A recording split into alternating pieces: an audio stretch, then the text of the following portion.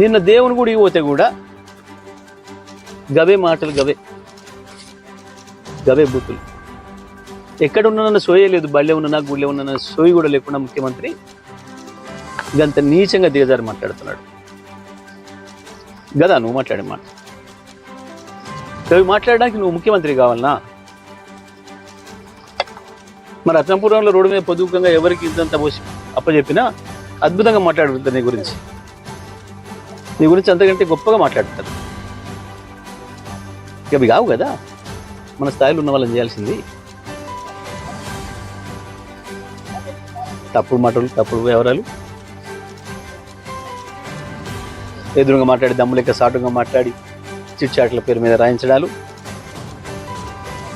నీకు వంత కొట్టి కొంతమంది భజన పరులు, నీ స్లాటర్ హౌస్ ఓనర్లు, మీరు చేసే దుష్ప్రచారం వల్ల ప్రజల్లో మేము పలసన ఎత్తనుకుంటున్నారా?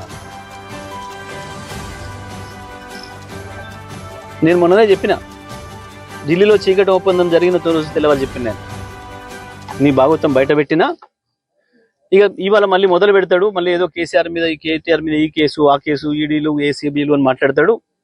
మళ్ళీ అవే చెత్త మాటలతోని ఇంత పెద్దగా తాటికాయలంతా రాయించి ప్రజల్ని మభ్యపెట్టే ప్రయత్నం చేస్తాడు. అనేదే జరిగింది సాయంత్రం వరకు.